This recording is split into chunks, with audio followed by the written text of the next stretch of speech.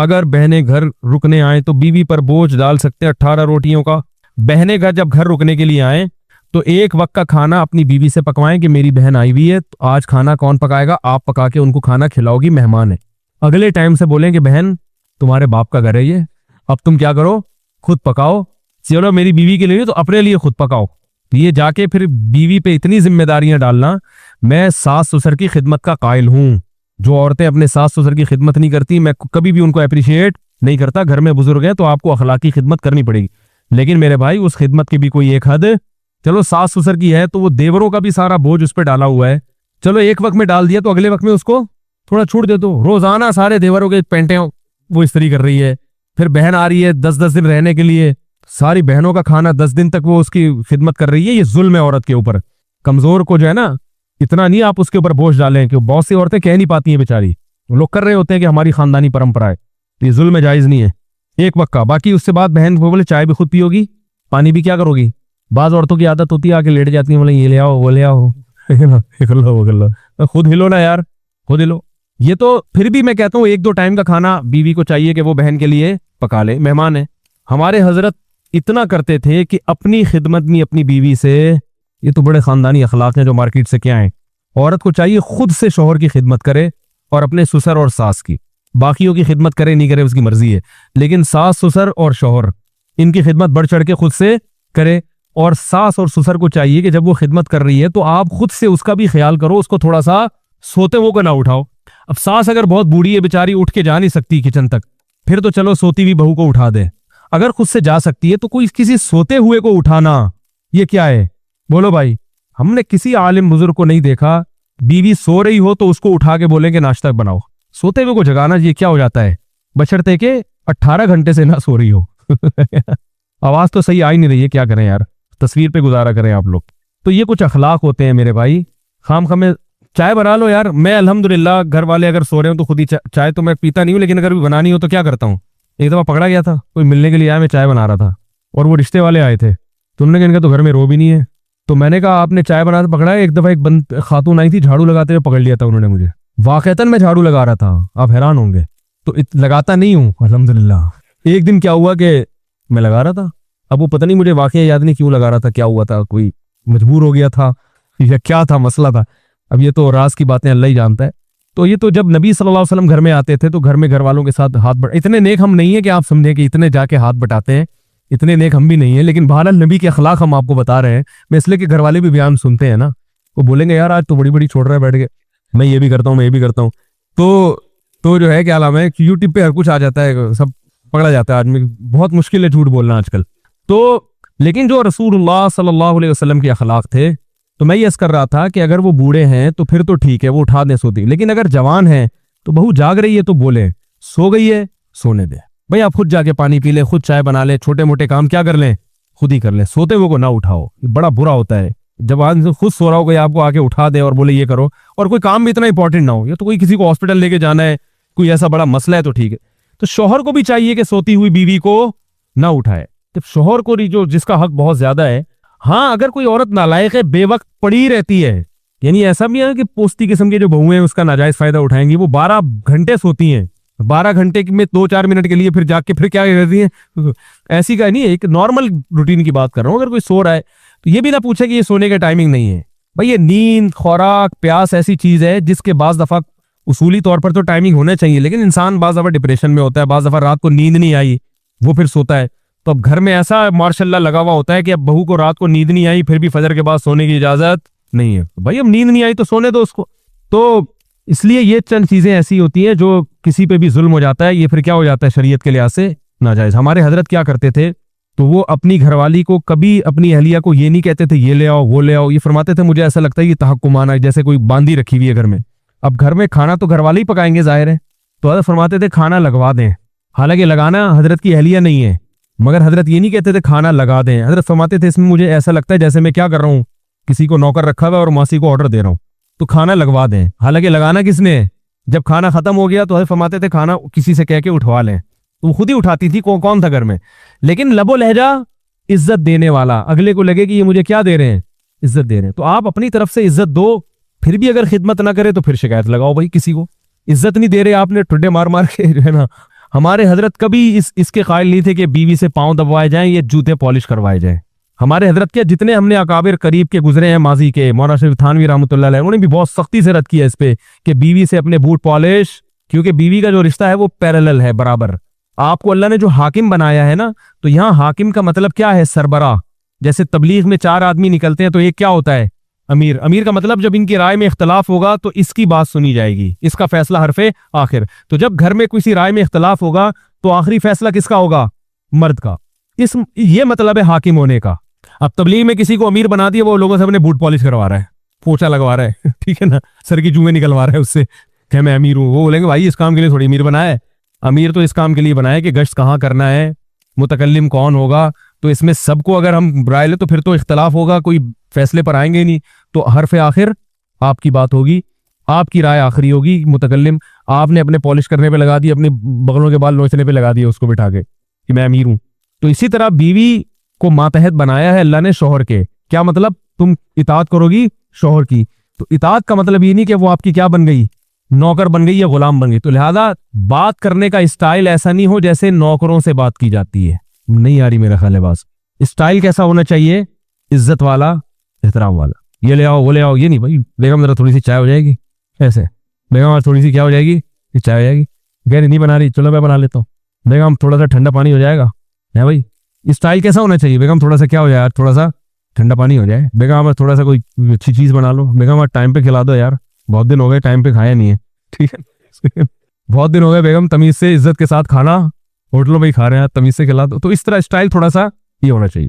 अगर शरीफ खानदान की होगी तो समझ में आ जाएगा उसके, अगर अच्छे खानदान की होगी तो इंशाल्लाह समझ में आ जाएगा। और अगर अच्छा खानदान ही नहीं है तो फिर इसका कोई इलाज, फिर उसको पुलिस भी सीधा, क्योंकि पुलिस वालों की बीवियां, पुलिस वालों के भी फोन आते हैं मेरे पास, बीवी सेटिंग पे नहीं आ रही। कहते यार तुमने बड़े बड़े गुंडों को सेट कर लिया है। कह रहे यार गुंडों को सेट कर लिया बड़े बड़े, बेगम सेटिंग पे। मैंने कहा गूगल पे सर्च करो, हर चीज मिल जाती है, बीवी को काबू करने का तरीका नहीं मिलता गूगल पे। मैंने कई दफा लिख के देखा, नहीं आया, जवाब ही नहीं आया।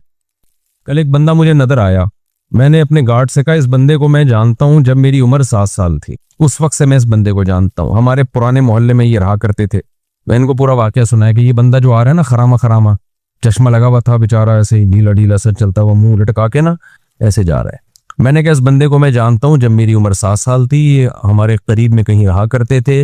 ये अब मैं पूरी नहीं बताऊंगा, वो मुंह से निकलते निकलते रह गए। ये फला इनका शोबा था, इस बेचारे ने इतनी मेहनत की, पूरे महल्ले में ये मशहूर था ईमानदार लट बंदा है, मस्जिद का काम अक्सर फ्री में कर दिया करता था।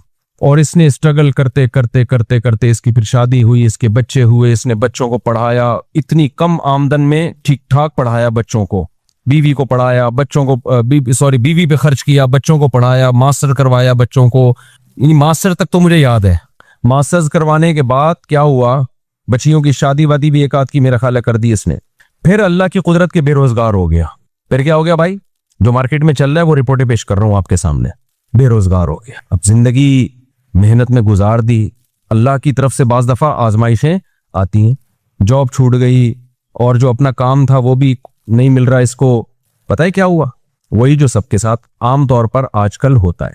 बेगम ने अदालत में जाके केस किया, मुझे इस बंदे से खुला चाहिए। समझते हो कि नहीं समझते? बेगम ने कहाँ केस कर दिया? अदालत, इस्लामी ममलकत की एक अदालत में। जज ने थोड़ी सी गैरत थी, ये वाकई भी मेरा ख्याल 13-14 साल हो गए, इस 15 साल हो गए होंगे इस वाकये को। थोड़ी सी जज में गैरत थी। जज ने उसकी बीवी से कहा कि तुम्हारे मियाँ ने सारी जिंदगी खिलाया पिलाया है, बच्चों को भी पढ़ा लिखा दिया, अब अगर कुदरत की तरफ से ऐसा हो गया है तो इसके साथ क्या करो, सूखी सूखी खा के गुजारा कर लो।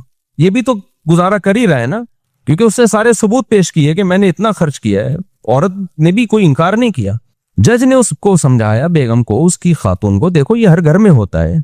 बेगम साहबा ने कहा नहीं, मुझे इस बंदे के साथ नहीं रहना। बेगम साहबा हो गई मार्केट से शॉर्ट, और बच्चे भी जो 18 साल से कम उम्र बच्चे थे वो भी सारे किसको मिल गए? बेगम को मिल गए। उसके बाद जो इसकी हालत थी वो मैं जानता हूं और वो जानता है। अब तक मेरा ख्याल 15 साल हो गए अकेला ही घूम रहा है, कोई औलाद साथ में नहीं है। समझ रहे हो कि नहीं समझ रहे? विमेन राइट्स की बातें बहुत होती हैं, होनी चाहिए। औरतों पे जुल्म भी होता है, उनके हुकूक की आवाज उठनी चाहिए। लेकिन लोग समझते हैं कि मर्द जो है ना वो लोहे के बने हुए होते हैं, उन पर कभी कोई दुनिया में जुल्म बोलो कर ही नहीं सकता, वो गधे है, उनकी ना कोई तंजीम है, हमारी अदालतें मुकम्मल औरत को सपोर्ट कर रही हैं। आप शादी करें, बच्चा पैदा करें, अगर आपकी बीवी को आप पसंद नहीं आए, कोर्ट में खुला लेगी, बीवी भी गई, बच्चा भी गया, और 18 साल तक आप गधे बन के उस बच्चे का खर्चा उठाओ। लेकिन किस स्कूल में बच्चे ने पढ़ना है, बच्चा नानी से दादी से कब मिलेगा, ईद बकरीद पे आपके पास, ना ना ना, ये सारी फैसला आपकी बीवी करेगी, उसकी उसकी मर्जी पर है। अगर वो देना चाहे ठीक है, नहीं तो गधे बन के आप पैसे जमा कराते रहो। समझते नहीं हो ना बात को? ये गधापन हमारी अदालतों में है। मुझे तो लग रहा है तौहीन अदालत का केस मेरे खिलाफ होगा, मैं जेल में जाऊंगा, लेकिन मैं चाह रहा हूं मैं जाऊं जेल में।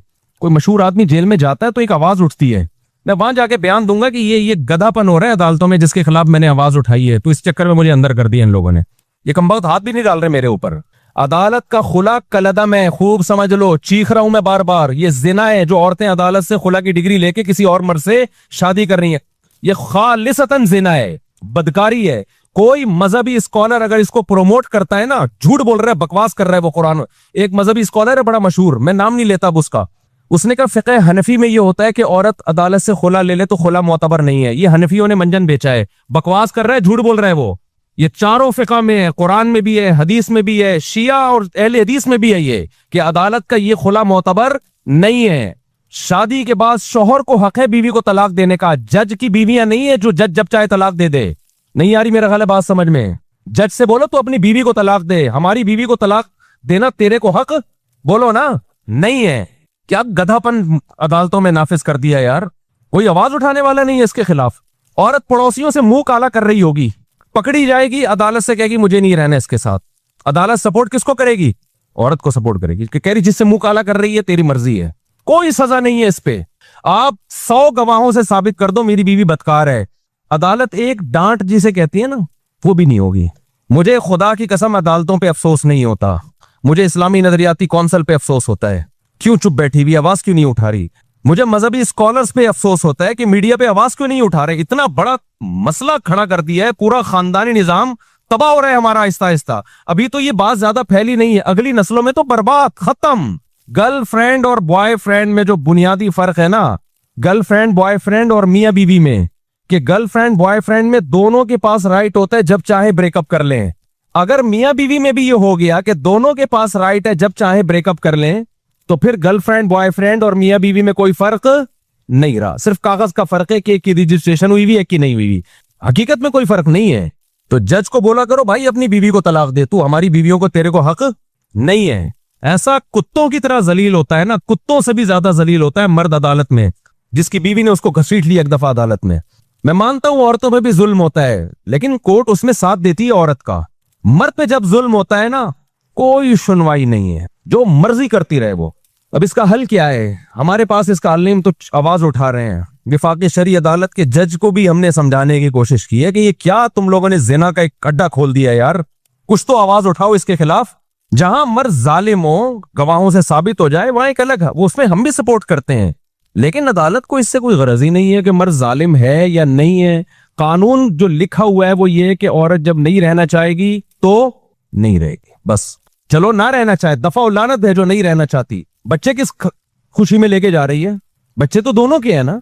और अगर आप कहते हो नहीं बच्चे माँ का हक है, तो फिर माँ को बोलो खर्चा भी खुद ही उठाए इसका। बाप से अगर खर्चा उठवा रहे हो तो कुछ हुकूक बाप को भी तो दो ना। यूरोप सारा खर्चा बाप पे नहीं डालता, अमेरिका दोनों कमा रहे हैं तो दोनों पे डालेगा। ये गधे उनसे भी आगे निकल गए हैं, अंग्रेजों से भी। कहते हैं ना कुत्ता जो है ना, कुत्ता, वो क्या मशहूर मिसाल है, वो कहते हैं शाह का कुत्ता जो है वो शाह से ज्यादा वफादार होता है। तो हमारे हुक्मरानों की ये मिसाल है। गोरा भी यहां तक औरत के हुकूक में नहीं गया, वो भी किसी हद तक बाप को हुकूक देता है। यूरोप अमेरिका में दिए जाते हैं, खर्चा दोनों पे डालती हैं अदालतें। यहां अदालत खर्चा टोटली इस्लाम वाला कॉन्सेप्ट ले रही है कि बाप पे डाला जाए। लेकिन इस्लाम जब कहता है कि बाप, यकीनन यही कहता है इस्लाम, सारा खर्चा बाप, लेकिन इताअत किसकी होगी? बाप की मर्जी चलेगी बच्चों पे। ये वाला कानून कहां से ले लिया? गोरे से। ये तुम तो धोबी के कुत्ते, ना घर के ना घाट के, ना तुम इस्लाम के हो ना तुम मगरिब के हो। अगर आपने खर्चा बाप से लेना है सारा, तो फिर बाप की मर्जी के स्कूल में पढ़ेगा वो बच्चा। तरबियत किसकी मर्जी की होगी? फिर बाप की मर्जी की होगी। अदालत कहती है नहीं, तुम गधे हो और हम तुमसे बड़े गधे हैं। जो हमारे हुक्मरान, अदालत का भी क्या कसूर है? तो बैठे हुए, तो जो असेंबलियों में जो बैठे हुए हैं उनका कसूर है ना ये। तो वो कहते हैं कि नहीं, खर्चा सारा बाप देगा, चलेगी किसकी? माँ की चलेगी। तो बाप खुदकुशी नहीं करेगा तो कोर्ट के अंदर कत्ल हुए हैं, ये तो हमारी न्यूज चैनल को इजाजत नहीं है ये छुपा बताने की।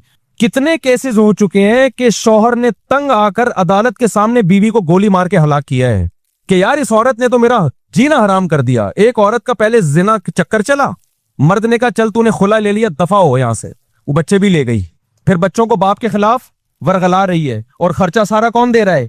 बाप। वो अमेरिका से आ गया, ठेला लगा रहा है बाप यहाँ पे। कोर्ट ने कहा तुम्हें देना पड़ेगा लाजमी, वरना अंदर कर देंगे हम तुम्हें। बिल आखिर डिप्रेशन में जाके क्या किया है? जज के सामने अपनी बीवी को गोली मार के कत्ल किया है। मैं इस कत्ल को अप्रिशिएट नहीं करता, लेकिन इस कत्ल पे मजबूर कौन कर रहा है? ये हमारा निजाम, जो अदालतें हैं। क्या आप उसको इतनी डिप्रेशन दे रहे हो, इतनी स्ट्रेस दे रहे हो कि वो जराइम का इर्तिकाब करना शुरू कर रहा है। ऐसे भी केसेस मेरे पास है जिसमें मर्द ने अपने आप को गोली मार के हलाक कर दिया, क्योंकि कोर्ट उसको जान ही नहीं बख्श रही। अरे खर्चा तो सारा तुम्हें देना पड़ेगा। अब माँ क्या कर रही है? बच्चे को बाप के खिलाफ वरगला रही है। बाप कह रही है बच्चा मुझे हीरोइनसी भी कहता है, मुझे नशई भी कहता है, और इस बच्चे का खर्चा भी कौन उठाएगा? मैं उठाऊं। डिप्रेशन में जाएगा कि नहीं जाएगा? एक ने तो बड़ा टाइट काम किया। एक को क्या किया, उसकी बीवी ने बोल दिया कि ये डिप्रेशन का मरीज है, और कहीं जज वो डॉक्टर को पैसे खिला के ना सर्टिफिकेट बनवा लिया, लिहाजा बच्चे इसके पास नहीं जाएंगे और यूं है फराना। उसने कहा मैं डिप्रेशन का मरीज हूं ना, साबित हो गया ना, गोली मार दी उसको। उसने कहा मैं तो डिप्रेशन का मरीज हूं भाई, मेरे पर कोई केस। देखो ना उस औरत का कसूर है ना उस मर्द का कसूर है, कसूर कानून का है और असेंबलियों में बैठे हुए इन लोगों का है और उन मजहबी स्कॉलर्स का है जो इस पे आवाज नहीं उठा रहे। जब कानून आपको डिप्रेशन में लेकर आपका जुल्म कर रहा हो ना, कानून जुल्म को सपोर्ट कर रहा हो, तो लोग फिर खुदकुशियां भी करते हैं, कत्ल गारत भी होती है। कोई सुनवाई नहीं है अदालत में मर्द की, सारे हुकूक किसको। और जज की जब बीवी खुद इसको तरसाएगी ना किसी दिन, तो इसको होश आएगा। जब ये जाएगी ना कोर्ट से खुला लेगी और सारे बच्चे लेके मार्केट से शॉर्ट हो जाएगी, और फिर बच्चों को बाप के खिलाफ सुबह शाम वरगलाएगी, तेरा बाप नशई था, तेरा बाप जानी था, तेरा बाप फोश फिल्में देखता था, तेरा बाप तो खर्चा नहीं देता था, और फिर बाप खर्चा दे भी रहा हो कोर्ट के जरिए, और उसको ये पता है कि जिस दिन मैंने नहीं दिया तो उठा के मुझे अंदर कर देंगे। तो जिस जज पे जब ये गुजरेगी तो जज को पता चलेगा, या असेंबलियों में असेंबलियों में जो लोग बैठे हुए हैं मेजोरिटी का तो बाप बीवी बाप भाई औलाद का कोई सेटअप ही नहीं है, उनको तो ये मसाइल पता ही। वो इतने अपर लेवल के लोग हैं कि वो गोरे को फॉलो करते हैं। उनके ये फादर वादर होता क्या है, ये क्या है ये फादर? अगर बच्चा चला गया तो चला गया। उनका वो पैसा भी इतना है कि वो कोर्ट में पैसा दे भी सकते हैं। उनके बच्चे कहाँ होते हैं? मसाइल खानदानी लोगों के साथ है, इज्जतदार और शरीफ लोगों के साथ हैं, इज्जतदार बापों के साथ हैं, जिनको औलादों से मोहब्बत है, जो रखना चाहते हैं औलाद को। कोई सुनवाई नहीं है भाई। अब आपने और मैंने क्या करना है? सवाल पैदा होता है। हम तो कानून तब्दील नहीं कर सकते, आवाज उठा रहे हैं हम, तो हमने क्या करना है? पहले देख के शादी किया करो। अगर तुमने लिबरल आंटी से शादी की ना, वो तुम्हारा सर गंजा करके मारेगी, ये बता दूं मैं।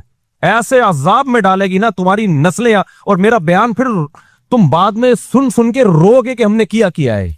घरेलू लड़कियों से शादी करो जो किसको फॉलो करती है? इस्लाम को। वो कहती है तलाक वो है जिसको इस्लाम तलाक मानता है, मैं उसको तलाक मानूंगी। इस्लाम जो कहता है वो आपके साथ कंप्रोमाइज भी कर लेगी और उन हुकूक का मुतालबा नहीं करेगी जो इस्लाम ने उसको नहीं दिए, उन हुकूक का करेगी जो इस्लाम ने दिए हैं, और वो उसका राइट है। अमेरिका से खातून का मेरे पास फोन आया, उन्होंने कहा कि मेरे शौहर और मेरी बनती नहीं थी, बिल आखिर मेरे शौहर ने मुझे डिवोर्स दे दी। का गलती मेरे शौहर की थी, बदअखलाक थे वगैरह वगैरह, जो जब डिवोर्स के बाद इल्जामात लगते हैं। मैंने कहा अब क्या डिवोर्स तो दे दी? कह रही मसला ये है कि यहाँ की कोर्ट ये कहती है कि जब शौहर बीवी को डिवोर्स देगा तो आधी प्रॉपर्टी देनी पड़ेगी। तो मुझे कोर्ट से आधी प्रॉपर्टी मिल रही है, करोड़ों में है, क्या मेरे लिए हलाल भी है? मैंने कहा आपके लिए बिल्कुल हलाल। बोलो नहीं है। कह रही फिर मैं नहीं लूंगी। मैंने कहा आपके लिए सिर्फ वो मेहर हलाल है जो शौहर ने रखा था निकाह के वक्त, और कुछ भी आपके लिए इसमें से एक लुकमा भी हलाल नहीं है। उसने कहा मुझे नहीं चाहिए। मैंने कहा मैं कब से मैंने फतवे का कोर्स 99 में किया था, 19, उसके बाद से अब तक 20 सालों के अरसे में मैंने कहा फर्स्ट टाइम कोई ऐसा केस आया है कि औरत कह रही है कि शरीयत मुझे ये हक देती है या नहीं देती। अगर नहीं देती तो अमेरिका बेशक दे रहा हो, मैं ये हक नहीं लूंगी। और मुझे ख्याल हुआ कि इसका मियाँ कितना बदनसीब आदमी है, कैसी औरत को तलाक दी है यार तूने। कुछ चीजें तो हमारे सामने आ रही होती है ना, इससे ज्यादा और क्या नेक होगी कोई खातून भाई? तो बदनसीब आदमी तूने किसको छोड़ दिया है? अच्छा हो गया कोई 2 नंबर आदमी होगा जिसको अल्लाह ताला के इल्म में होगा कि ये इसके काबिल नहीं है। फला व रब्बिका ला युमिनून हत्ता युहक्किमूका फीमा शजरा बैनहुम। कुरान कहता है उस वक्त तक मोमिन नहीं हो सकते जब तक इस्लाम से फैसला ना करवाएं। कोर्ट आपके हक में फैसला दे भी रही हो तो पहले इस्लाम से पूछो कि अल्लाह ये हक मुझे देता भी है कि नहीं देता। अंग्रेजा को ये कानून गलत है कि बीवी को डिवोर्स दे दी तो आपको आधी प्रॉपर्टी देनी पड़ेगी। उसका नतीजा क्या निकलता है? जुल्म होता है। जो मर्द तलाक देना चाहता है वो देता नहीं है, वैसे छोड़ देता है। वो कह रहा है मैं क्यों पागल को आधी प्रॉपर्टी दूं, मैं तो डिवोर्स भी, जान भी छुड़ा रहा हूं और आधी प्रॉपर्टी भी दूं मैं उसको। आप कह सकते हैं फिर वो औरत बेचारी कहां जाएगी जिसको डिवोर्स दी है मर्द ने, आधी प्रॉपर्टी नहीं मिली, वो बेचारी कहां जाएगी? उसके लिए इस्लाम ने दूसरा हल रखा है, ताद्दुद ज़ौजात, जिसको सुनते हुए आपको बहुत अफसोस होता है कि मुफ्ती साहब क्या बातें कर रहे हैं। जब 2-3 शादियों का रिवाज होता है तो जैसे ही औरत को तलाक होगी 20 लोग खड़े हुए होंगे उससे निकाह करने के लिए। हमारे यहाँ क्योंकि उसका रिवाज नहीं है इसलिए तलाक के बाद औरत का हो गया बेड़ा गर्क। रिवाज ही नहीं है। साहबा में तो कोई तलाक के बाद किसी औरत का बेड़ा गर्क नहीं होता था, ना बेवा होने के बाद होता था, ना बेवा होने के बाद भी कुरान साहबा को रोकता था फौरन निकाह का पैगाम ना भेजो, इद्दत गुजरने दो। तो बाज मजहबी स्कॉलर ने ना ये बोलना शुरू कर दिया हनफियों के यहाँ अदालती खुला मोतबर नहीं है, इस्लाम ने तो औरत को दिया है कि वो खुला ले सकती है। खुला ले सकती है लेकिन खुला एग्रीमेंट है, कुरान से पता चलता है, हदीस से पता चलता है।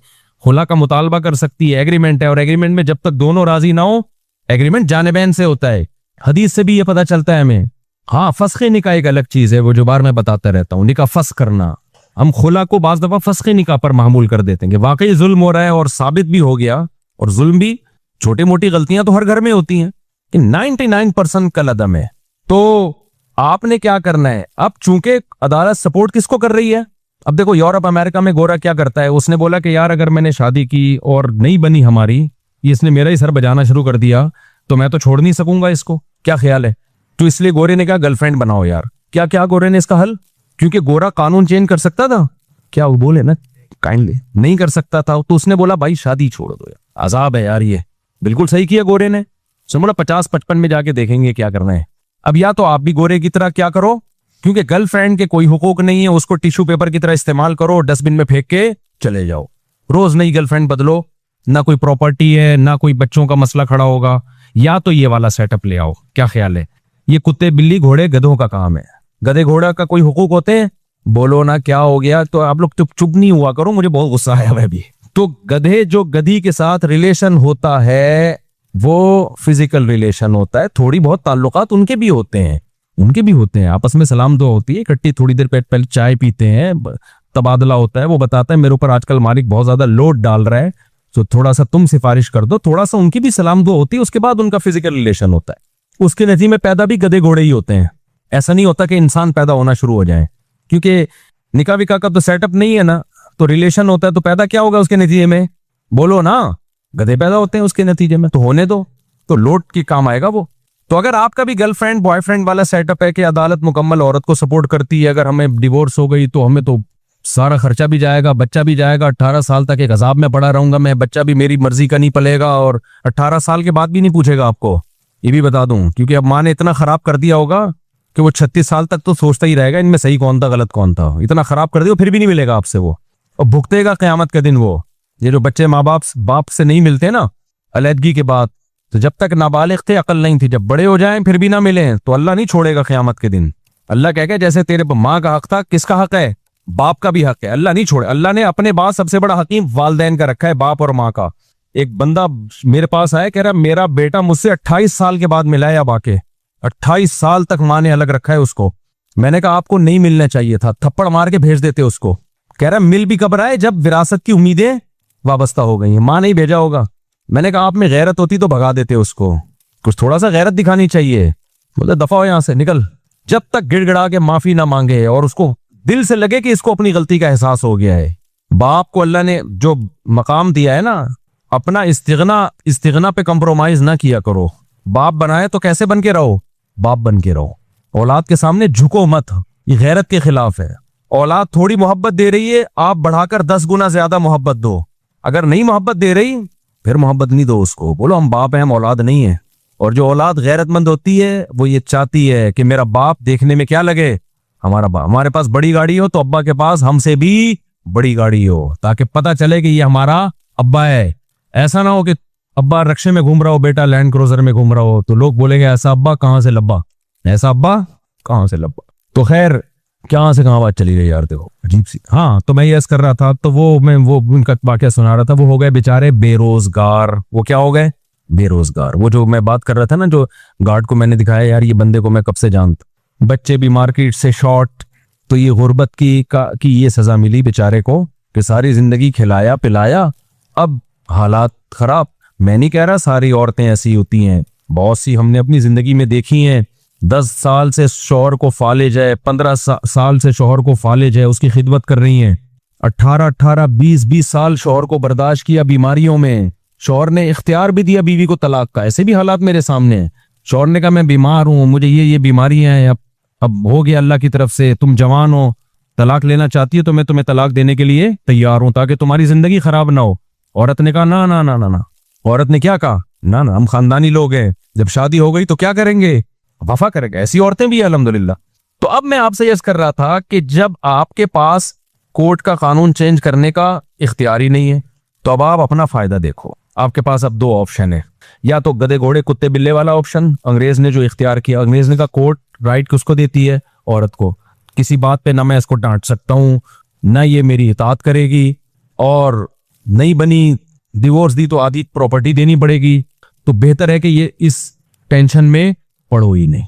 लिहाजा गर्लफ्रेंड रखो, बॉयफ्रेंड रखो, बॉयफ्रेंड भी चल रहे हैं आजकल उनके, अल्लाह माफ फरमाए, यानी आदमी बॉयफ्रेंड रख रहा होता है। खैर, तो ये सब कुछ करके उसने तो अब, लेकिन ये सेटअप ना हमारा मजहब हमें इसकी इजाजत देता है, ना हमारा कल्चर इसकी इजाजत देता है, और ये चीज इंसान को डिप्रेशन का मरीज बना देती है। इसके ये अय्याशी है थोड़े दिनों की, उसके बाद ये नेचुरल नहीं है, नेचुरल घर बारी है। खलक मिनल माई बशरन फजअलहु नसबन व सेहरा। अल्लाह कहते हैं पानी से इंसान को बनाया, ददियाल नलियाल भी दिया और ससुराल भी दिया। तो इस्लाम दीन फितरत है ना, कुरान बार बार क्या कहता है, इस्लाम क्या है, नेचर है इंसान की। तो नेचर में ससुराल भी है और ददियाल भी और ननियाल भी। गर्लफ्रेंड बॉयफ्रेंड में ना ससुराल ना ननियाल ना ददियाल। जैसे गधे के ना ससुराल होता है ना ननियाल होता है ना, बार बार मैं बताता हूँ ना, गधे का तारुफ आप कभी करवाते हैं, आप बोलते हैं मेरा गधा है, ये इसके वालिद हैं, ये इसके चचा हैं, ये इसके सास हैं, ये इसकी नंद हैं। कभी होता है गधे में गधी की नंद आई हुई आज, नहीं होता ना। न कुत्तों की नंद सास होती है, कुछ भी नहीं होता। तो एक सिस्टम वो है कि गधे घोड़े कुत्ते बिल्ली वाला, जो गर्लफ्रेंड वाला से। कभी भी किसी की गर्लफ्रेंड बॉयफ्रेंड देखा करो ना, वो आपको आके बताया करें कि मेरी गर्लफ्रेंड है, बोले काम कुत्तों वाला किया है। काम क्या किया है, कुत्ते वाला। इंसान की 3 पीस सूट और टाई से पहचान नहीं होती है जहन में। अल्लाह पहले अमल को देखता है, आपके काम आप भंगियों वाले कर रहे हो और 3 पीस सूट टाई में बड़े ब्रीफ केस में घूम रहे हो, तो अल्लाह की नजर में ये आपके ये ना, ये जो ड्रेसिंग और ये चीजें, बिल्कुल भी अल्लाह इन चीजों से मुतासिर नहीं होता। इससे वो धोती बनियान वाला भंगी अच्छा है जो जिना नहीं करता। आजकल एटीट्यूड देखा जाता है, स्टाइल कैसे हैं, और पैसा वैसा, गाड़ियां वाड़ियां अच्छी, बस इससे इंसान को पहचाना जाता है। असल तहजीब में सबसे पहले तो ये है। तो अब गोरों ने इसका हल ये तलाश किया कि भाई हम करते ही नहीं, हम ये कर नहीं सकते मेरे भाई, हम कुत्ते बिल्ले वाले काम मुंह से, ताकि आपको सबक ताजा हो जाए ना। अगर शैतान कभी वरगलाए करवाने के लिए, तो आप बोले हमने तो बोला है कि हम नहीं करेंगे ये काम कभी। तो जिना ये कुत्ते बिल्ली का काम है। अब निकाह करेंगे तो ये टेंशन है, अगर बिलफर्ज अनबन हो गई तो बेगम ने आपकी ऐसी की तैसी कर देनी है, ऐसी वाट लगानी है कि नस्लें याद रखेंगी। तो भाई अब एक ही हल है आपके पास, जिना कर नहीं सकते, निकाह करो तो फिर लिबरल लड़कियों से, और स्लीवलेस कपड़े पहन के घूम रही हैं, और स्टाइलिश, जैसे आजकल फिल्में देख देख के ना हर एक को वही चाहिए जो जिसको अवार्ड मिल रहा है हुस्न का, उसी टाइप की स्टाइलिश किस्म की लड़की चाहिए।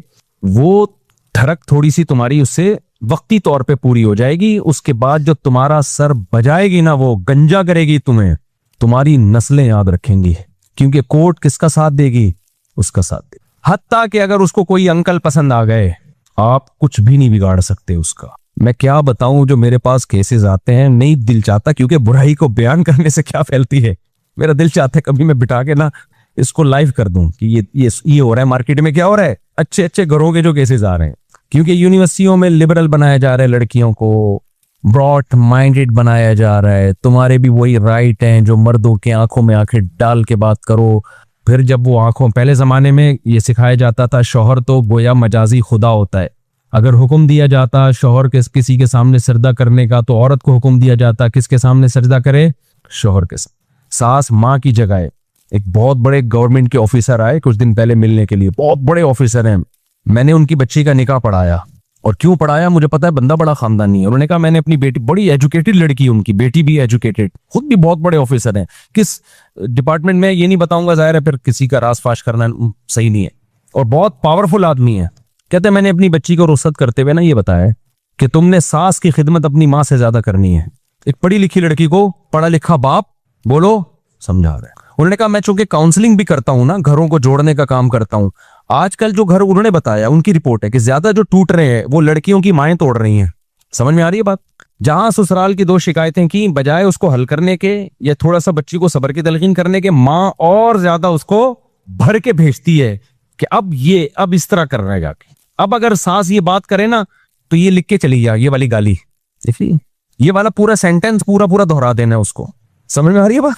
अब अगर तेरा मियाँ कुछ ऊंच नीच करे ना, ईद पे थोड़ा सस्ती शॉपिंग करा दे, तो ये है, ये बर्गर की कीमत चल रही है, ये क्लिफ्टन में जो एक जोड़ा उसकी ये कीमत चल रही है, इतने पैसे तो कम से कम बनते ही हैं। तो वो मुझे बता रहे थे, मैंने बच्ची को रुखसत किया तो मैंने बताया, उसके सास ससुर को बिठाया, क्या सही है तुम्हारे माँ बाप है, बाप अपनी बेटी का घर बसाने के लिए, माँ को अपनी बेटी का घर बसाने के लिए, अक्लमंद माँ बाप को अपना हक छोड़ना पड़ता है। बेटा हम बुला रहे हैं और सास मना कर रही है तो मत आना, क्योंकि रहना तुमने किसके साथ है, माएं लड़ती, हम अपनी बेटी को बुला रहे हैं, सास कौन होती है रोकने वाली? छोड़ो यार इस टेक्निकल बहस को, छोड़ो। अभी फायदा बच्ची का किसमें है, जिंदगी किसके साथ गुजारनी है उसने, वहां गुजारनी है ना, वहां गुजारनी है जिंदगी, तो उनको एडजस्ट होने तो वहां पे, उसको कल अय्याशी करेगी वो वहां पे। अभी बच्ची है थोड़ी बड़ी हो जाएगी तो उसी ने संभाल ले सब कुछ, सास तो मर जाएगी बेचारी थोड़े दिनों में, वो हमेशा के लिए थोड़ी है। तो वो गवर्नमेंट के ऑफिसर थे, इतना एजुकेटेड आदमी, और उसकी बच्ची भी बड़ी पढ़ी लिखी। तो मैंने कहा यार खानदानी, इट इज कॉल्ड खानदानी। और खुद भी बेवा से शादी की हुई उस गवर्नमेंट के ऑफिसर ने। इसलिए जो लोग हुकूमत को हर वक्त बुरा भला कहते हैं ना, हुकूमती लोगों को, सरकारी लोगों को, भाई सारे बुरे नहीं होते, सोतेले बच्चे पाले हुए हैं। मैंने कहा बड़ा खानदानी आदमी है भाई। तो खैर, तो बेवा से किया, उसके बच्चों से को पाला भी है, बड़ा भी किया है, तो हर जगह बड़े बड़े खानदानी लोग हैं। खैर, तो अब मेरे भाई आपके पास तो ऑप्शन नहीं है, कानून को आप दुरुस्त करो, तो खानदानी जगहों पे क्या किया करो, शादी। जिसके बारे में एक हमारे दोस्त ने दूसरी शादी की, मैंने कहा भाई तेरी पहली बीवी कोर्ट में न चली जाए। कह रहा हमारी बीवी कोर्ट जानती नहीं है क्या होता है, हमारी बीवी घरेलू औरत है, घर में रहती है, सास ससुर की खिदमत करती है, ठीक है उसको गुस्सा आया है, लड़ाई की है उसने, लेकिन इस एक्सट्रीम लेवल पे नहीं जाएगी, वो गुजारा करेगी हमारे साथ। मैंने कहा वाह सुभान अल्लाह। और आपने शादी ही जज से कर ली, सुप्रीम कोर्ट की जज साहिबा से आपने कर ली शादी, हो सकता है कामयाब हो, लेकिन अगर जरा सी ऊंच नीच हुई ना, एक जमाने में मुत्तहदा का बड़ा जोर था ना, मुत्तहदा का बड़ा जोर था, जिसको धमकी देनी होती 90। तो उन दिनों की बात है, मेरे पास एक केस आया लड़का लड़की दोनों का। अब मैंने दोनों की बात सुनी तो मुझे लगा कि लड़की बहुत जालिम है, वो लड़के का जीना हराम किया हुआ उसने। चल लड़का जरा से कुछ करे तो जहर की एक बोतल रखी हुई है, मैं ये पी रही हूँ, फिर वो जाके रख दे, तो बहुत ही, तो मैंने उनको कहा कि मैंने उस लड़की और लड़के को कहा भी आप लोग सेपरेशन कर लें, ये एक बहुत खतरनाक मामला चले गए हैं, कोई भी खुदकुशी कर लेगा, क्या कर लें। लड़की नहीं चाहती थी अलहदगी, उसको खर्चा पानी दबा के मिल रहा था यहाँ से, वो चाह रही थी कि मैं इसको उंगलियों पे नचाती भी रहूं लेकिन तलाक भी ना हो। तो मैंने फिर मर्द को कहा ये तो नहीं चाह रही, लेकिन आप छोड़ दो इसको, क्योंकि मैंने कहा ये आपको मार देगी किसी दिन, जो हालात चल रहे हैं ना, एक दिन आपकी लाश पड़ी हुई होगी, पता ही नहीं चलेगा मारा किसने, जो हालात चल रहे हैं। उसने कहा मैं नहीं छोड़ सकता। मैंने कहा फिर दुनिया छोड़नी पड़ेगी। कह रहे मैं दुनिया छोड़ दूंगा, इसको नहीं छोड़ सकता, क्योंकि इसको छोड़ दिया तो पहले दुनिया छोड़नी पड़ जाएगी मुझे। मैंने कहा क्यों? कह रहे मुत्तहदा की है। लड़की किसकी? इसके भाई कहाँ है? मुत्तहदा में। उन्होंने मुझे आंखें दिखाई है, बेटा तलाक का सोचा भी ना तो फिर देख ले होगा क्या तेरे से। तो मैंने कहा फिर लाइफ को क्या करो, इंजॉय। ये शादी से पहले सोचना था कि मैं कहां कर रहा हूं, शादी ऐसी जगह करो जिसको अपने कंट्रोल में रख सको। अब तो आपने, मैंने कहा काम ऐसी जगह किया है कि अगर मैंने डिवोर्स का मशवरा दिया तो कल अखबार में मेरा ना कहीं नाम आ रहा हो। मैंने कहा निकल भाई पतली गली से निकल गया, बताना भी नहीं किसी को कि मुफ्ती साहब के पास गए थे। अखबार में कराची में नाम आते हुए देर नहीं लगती। अच्छा भला हंसता भला बंदा अगले अगले अखबार में आया हुआ होता है। तो शौक था ना बहुत ऊंचा हाथ मारने का। एक साहब ने कहा मेरा ब्रिगेडियर की बेटी से का रिश्ता आया हुआ है। मैंने कहा तेरी औकात ब्रिगेडियर वाली है नहीं। ऐसे होते हैं केस, मुझे पूरा तो वाकया याद नहीं है, या तो तू भी कोई ब्रिगेडियर लेवल का आदमी हो। मैंने कहा कम तू ब्रिगेडियर की बेटी से शादी करेगा, बन गई तो बहुत अच्छी बात है, मौजा ही मौजा, नहीं हुई तेरी क्या औकात है यार। ब्रिगेडियर साहब एक दिन क्या कर देंगे तुझे, गायब मार्केट से, शॉट तो मैंने कहा यार तू भी कोई ब्रिगेडियरों से तेरे ताल्लुकात हो ना, तू भी उसी, तेरा अब्बा ब्रिगेडियर था या कर्नल था, चल ब्रिगेडियर नहीं था तो कर्नल तो हो ना।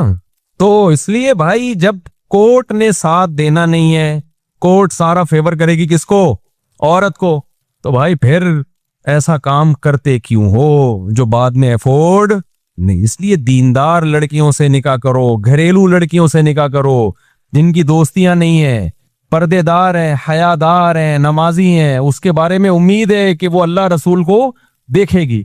और खवातीन से भी मैं कहता हूं कि मर्दों में ठीक है अदालत औरत का साथ देती है, लेकिन अगर कोई लिबरल आदमी है, बंदा ठीक नहीं है, तो वो तुम्हारे साथ वफा नहीं करेगा। ऐन मुमकिन है शादी एक हो उसकी और लड़कियों से, बीसियों लड़कियों से चक्कर चल रहे हो, ये चीज औरत को पागल कर देती है।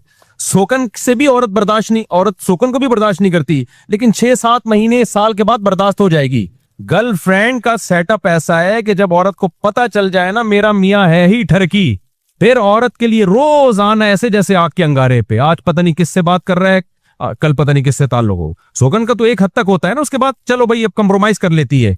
इस्लामी सोसाइटी में हमेशा से मर्द ज्यादा शादियां करते आए हैं, औरतें बर्दाश्त कर लेती हैं, नॉर्मल हो जाती हैं थोड़े दिनों में। लेकिन ये जो गर्लफ्रेंड है ना, इसमें नॉर्मल नहीं होगी वो, क्योंकि इसकी तो कोई इंतहा, कोई खूबसूरत लड़की आएगी, औरत को अपने शौहर के बारे में खतरा होगा कि ये ठरकी उसको देख रहा है, ये जा रहा होगा, वो हर वक्त ये खतरा, आज रात 2 बजे देर से क्यों घर आ रहा है, पता नहीं कहां बैठा हुआ था ये तो ये जिंदगियां बर्बाद कर देती हैं। तो इसलिए भाई आपके पास तो यही ऑप्शन है अब कि निकाह करो, दीनदार घरेलू जगहों पे जाओ। और लड़कियों को भी चाहिए किसके पास जाएं, घरेलू दीनदार आदमी देखें। अच्छा, बास खवातीन देख रही हैंडसम होना चाहिए, दीन नहीं देख रही। वो हैंडसम अगर तुम्हें अच्छा लग रहा है ना, 20 लड़कियों को और को अच्छा लग रहा होगा और सब लाइन मार रही होंगी। आजकल लड़कियों में बहुत कम लड़कियां जो सिर्फ मेरा बयान सुन रही हैं वो नेक हैं, उनके अलावा जो लड़कियों का जो चल रहा है ना सेटअप, वो ये चल रहा है कि थोड़ा सा हैंडसम है ना तो लाइन मारने में जरा भी टाइम, बोलो यकीन ना आए, आप एक अपनी टिकटॉक पे वीडियो बना के डाल दो, अगर आप हैंडसम हो ना तो आप नीचे कमेंट्स में इतनी लड़कियों ने लाइन मारी हुई होगी, अपना नंबर दे दो, अपना नंबर दे दो। तो कोई खातून जब ऐसे मर्द से निकाह करेगी तो भाई सिर्फ आप ही को अच्छा नहीं लग रहा, आपके अलावा भी बीसियों को अच्छा लग रहा है। अगर ये दीनदार होगा तो आप पे गुजारा करेगा, दीनदार नहीं होगा तो शादी आपसे करेगा। और गपशप, क्योंकि बीवी से गपशप लगाना दुनिया का सबसे मुश्किल काम है वो बहुत ही कोई दीनदार होगा जो बीवी को टाइम देगा, वरना जो हर चीज हासिल हो गई है, जो ठरकी लोग हैं वो कहते हैं यार ये तो अपनी है ना, ये कोई भागी थोड़ी जा रही है, तो गपशप तो उधर लगाएगा जो फेसबुक पे राब्ता कर रही है, टिकटॉक पे राब्ता कर रही है, फोन पे राब्ता कर रही है, गपशप तो उधर लगाएगा वो। प्रोग्राम तो बढ़ गया, जब आपने किसी लिबरल से शादी कर ली तो प्रोग्राम तो क्या हो गया, वो तो बढ़ गया भाई। तो इसलिए रिलेशन किससे कायम करो भाई, और कुरान की आयत याद रखो, अत्तय्यिबातु लित्तय्यिबीना वत्तय्यिबूना लित्तय्यिबात। पाकीज़ा मर्दों को रग़बत पाकीज़ा औरतों में होती है, और पाकीज़ा औरतों को रग़बत पाकीज़ा मर्दों में। नापाक मर्दों को रग़बत नापाक औरतों में, और नापाक औरतों को रग़बत नापाक मर्दों में होती है। तो ये अल्लाह, ये सूरह नूर की आयतें याद कर लो। बस 1 मिनट में बात को समेटता हूं, जो मैं टॉपिक लेके चला था, तो मैं ये कर रहा था।